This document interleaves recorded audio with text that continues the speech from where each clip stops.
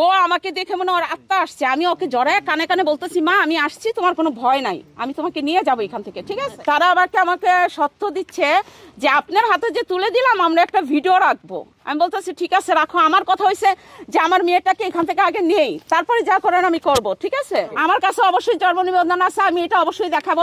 আপনারা তো ওর কথা বিশ্বাস করবেন না, যে ওকে জন্ম দিচ্ছে তার কথা বিশ্বাস করতে হবে, তাই না? যেহেতু জন্ম নিবন্ধনটা আমার কাছে, ওর কাছে না, ঠিক আছে, আর ওর কাছে তো নাই এটা, তাই না? তো আমি তো সেই জোরেই বলতে পারতেছি যে এটা আমার মেয়ের বয়স কত, তাই না?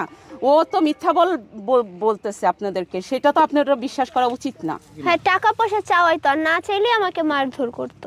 আর আমি বাবার পরিচয় দিতে চাই না, কারণ বাবা অনেক ভদ্র একটা মানুষ, সে এইসব মিডিয়া এগুলো পছন্দ করে না, তাই আমি তাকে টানতে চাইনি। হ্যাঁ, আমার কাছে কতদিন আগেও চাইছে, বলছে আপনি আপনার মেয়েকে যদি এখন ঝামেলা করে নিয়ে যেতে চান, আমার বিয়ে করা বউ আপনি যদি নিয়ে যান, আমাকে তুই যদি বিয়ে করিস তাহলে আমাকে আমাকে প্রমাণ দে। প্রমাণ তো দিতে পারে না, সে দূরে থেকে একটা দেখাইলো, কাবিন দেখালো, যে কোনো কাবিন তো দেখাতে পারে দূরে থেকে, তাই না? এই কাবিন তো বানানো যায়, তাই না? হাজার হাজার ভুয়া কাবিন বানানো যায়। একটা মেয়ের যদি বিয়ে না হয় তাহলে সেটা কিভাবে, একটা মেয়ের যদি বয়সই না হয় তাহলে এটা কিভাবে হলো বিয়েটা, তাই না? এটাও তো প্রশ্ন। তো আপনাদের কাছে আমার প্রশ্ন যে সে এত এত মিথ্যা কথা বলে নিজেকে সে প্রমাণ করতে চায়, সে সবই সত্য বলে আর আমরা সবই মিথ্যা বলি, ঠিক আছে। ওর এটা পেশা, ও এটা একটা এটা একটা অভ্যাস হয়ে গেছে মানুষের নামে মিথ্যা কথা বলা। আমি তো সেটাই বলছি, একটা বার প্রমাণ দেখান যে আমি এই মেয়েটার সাথে জড়িত ছিলাম। শিখা তোমার গালি দিতে এগুলো বলো।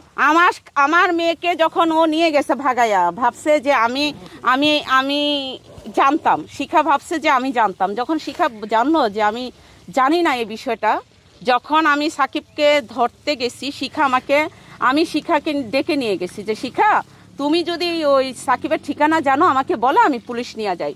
তখন শিখা আমার সাথে থেকে শুধু ঠিকানাটা ম্যানেজ করে দিচ্ছে, ঠিক আছে। এ পর্যন্ত শিখার সাথে আমার সম্পর্ক শেষ, তারপরে আর কোনো তার সাথে আমার যোগাযোগ হয় নাই। আমার এখনো মামলা চলতেছে ওর নামে, আমি তো মামলা আপোষ করি নাই, আমি তো মামলা উঠাই নাই, এখনো আছে। হ্যাঁ, শিখা বের করেছে। ও আমাকে বলছে আন্টি, আমি শিখাকে বলছি যে এত বড় একটা অন্যায় করছে আমার মেয়ের সাথে, তুমি যে ওকে ছাড়াই নিয়ে আসছো, এই ছেলেটা তো আবার অন্যায় করবে। তখন শিখা বলছে না আন্টি, আমি আপনাকে কথা দিলাম আপনার মেয়েকে কখনো নিবে না, আপনার মেয়ের কোনো খোঁজখবর রাখবে না, আপনি নিশ্চিন্তে থাকেন। তা আমি নিশ্চিন্তে থাইকা শিখা নিয়ে গেছে, ব্যাস শেষ, এ পর্যন্তই। তো এখন কথা হয়েছে, এখন কিভাবে সে উদ্ধার হলো সেটা আমার কাছ থেকে শুনেন। এখন যখন ও চলে গেছে, হ্যাঁ, যখন আপনাদেরকে বলছে যে ও নিজের ইচ্ছা আসছে, আমার মেয়েকে খুব মারধর করে বলছে, আমার মেয়ে আমাকে সিএনজিতে যখন নিয়ে আসার সময় আমার মেয়ে আমাকে সিএনজিতে কাইন্দা বলছে মা ওরা আমাকে অনেক মারধর করছে, আটকায় রেখে ভিডিওগুলো করছে, তাই আমি তোমাকে বলি নাই, এখন বললাম সিএনজিতে যখন আসি তখনই। এখন কথা হয়েছে যে আপনাদের মাধ্যমে যখন জানছি মা বাবাকে সে ঘৃণা করতেছে, সেই ছেলের সাপোর্টে কথা বলতেছে, তখন আমি সিদ্ধান্ত নিয়েছি যেহেতু এত কিছু করার পরে সেই ছেলের কাছে গেছে, সে বিয়ে করছে, ঠিক আছে, তাহলে এই ছেলেকে নিয়ে থাক, আমি খোঁজখবর নিব মা কেমন আছে, ভালো আছে, শেষ। অথচ আমার মেয়েটা বলতে পারতেছিল না, মেয়ে এতটাই চাপের ভিতরে রাখছিল, সে বলতে পারতেছিল না। সে তাকে বউ সাজাইছে, সেদিন আমার মেয়ে না করছে আমি বউ সাজবো না, বউ সাজাইছে, একটা কাগজ এনে দেখাইছে আপনাদের কাছে দূর থেকে। হ্যাঁ, এটা আমার মেয়ে বলছে যে মা আমাকে মারধর করে এগুলো বলছে। আমার মেয়ের প্রতিটা গায়ে স্পট আছে, সে যে আঘাত করছে স্পটগুলো আছে, আমি ছবি তুলে রাখছি, আপনাদেরকে দিব। আর তারপরে মেয়েকে প্রচুর মারধর করে। ওর বাসায় একটা ম্যানেজার ছিল, অয়ন নামের একটা ছেলে, চয়ন নামের একটা ছেলে ছিল, সেই ছেলেটাকে আমার মেয়ে নাম্বার দিছে। ওই ছেলেটা আমাকে ফোন দিয়ে বলতেছে আন্টি ইকরা খুব বিপদে আছে, ইকরাকে আপনি বাঁচান। হ্যাঁ, যখন এই কথাটা শুনছি তখন আমি ভাবছি যে আমার মেয়ে বিপদে আছে, মানে তখন আমি আবার থানায় গেছি, ঠিক আছে। আমি আবার থানায় গেছি, যাই বলতেছি যে এরকম কমপ্লেন করছি, করার পরে বলতেছে আপনি ওই থানায় যান, মানে ওরা যেই এলাকায় আছে ওই থানায় যান। ওই থানায় যে আমি কথা বলছি, কথা বলে সব ঠিকঠাক করে আমি রওনা দিচ্ছি, ঠিক আছে। রওনা যখন দিচ্ছি, আমি যখন অর্ধেক রাস্তায়, এর ভিতরে আমি আমার মেয়ের সাথে কথা বলে ভিডিও করে দেখতেছি, মানে ওদেরকে বুঝাচ্ছি যে আমি কিছু জানি না, ঠিক আছে, আমি কিছু জানি না, আমি কিছু শুনি নাই, ওদেরকে বুঝাচ্ছি তোমরা ভালো আছো, আমিও খুশি, এটা বুঝাচ্ছি তাদেরকে ভিডিও কলে। বুঝানোর পরে যখন আমি আমার মেয়েকে উদ্ধার করতে যাব, যখন আমি অর্ধেক রাস্তা চলে গেছি, ওখানে যখন অর্ধেক রাস্তা চলে গেছি, মিশা কিছুভাবে খবরটা পাইছে। পাওয়ার পরে যখন আমি ওখানে অর্ধেক রাস্তায় চলে গেছি, ওই টাইমে সেই মিশা ফোন দিচ্ছে আমাকে, ফোন দিয়ে বলতেছে আন্টি আপনার মেয়ে তো অনেক অসুস্থ, আমরা অনেক দূরে একটা প্রোগ্রামে যাব, আপনার মেয়েটাকে কালকে সকালে এসে নিয়ে যান।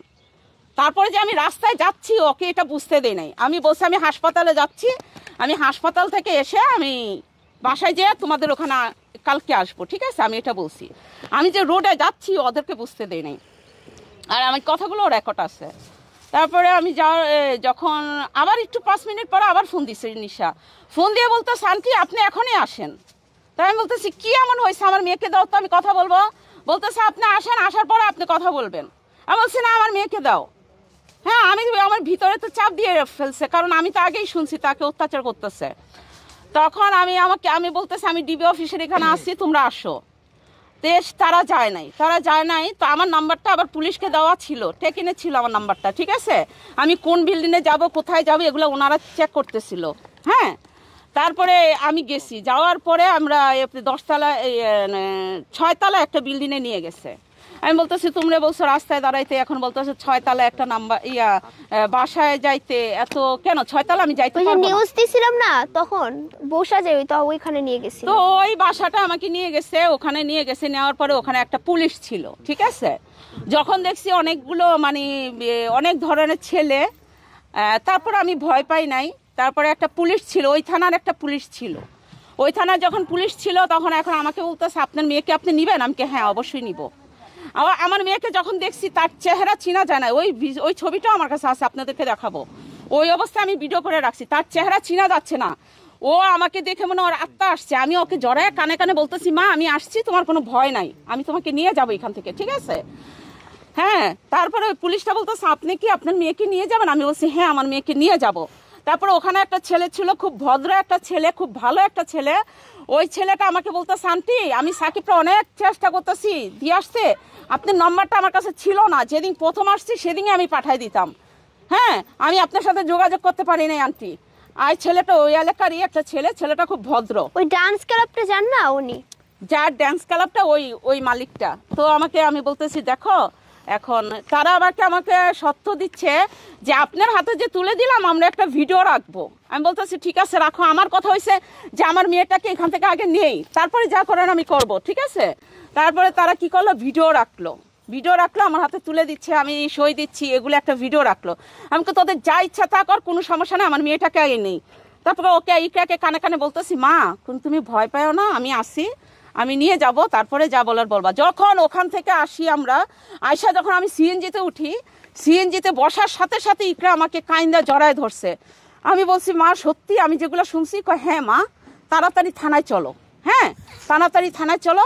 তখন আমি বিডি ইমরানের ফোন দিলাম, বিডি ইমরানের ফোন দিয়ে বললাম ইমরান দেখো ইকরাকে তো আমি নিয়ে আসছি, এখন আমি তো সিএনজিতে, দেখো ইকরা আমাকে এভাবে কান্দা করে বলতেছে নাও তুমি কথা বলো। হ্যাঁ, আমি কোনো মেয়েকে কিছুই শিখাই দিই নাই, নাও ইমরান তুমি কথা বলো। যখন ইমরান কথা বললো ইকরার সাথে, ইকরা সব কিছু বলে দিল, ইমরানকে বলে দিল। ইমরান একটা রেকর্ড করে ছেড়ে দিল। হ্যাঁ, ছেড়ে দেওয়ার পরে যখন রেকর্ডটা ভাইরাল হয়ে গেল তখন এই ছেলে আমাদেরকে আবার ফোন দিছে, আমাকে ফোন দিছে, আমার ইকরাকে ফোন দিছে। হ্যাঁ আমাকে ফোন দিয়ে বলছে তুমি যেটা বলছো আমি গাড়ির তলে পড়বো, আমাকে এইসব ব্ল্যাকমেল করছে, অনেক ভয় ভীতি দেখা যায়। তারপর আমি বলছি যে না আমার আম্মু শিখাই দিছে, আমি নিজের ইচ্ছে বলি নাই, ভয় পাইছে আর কি।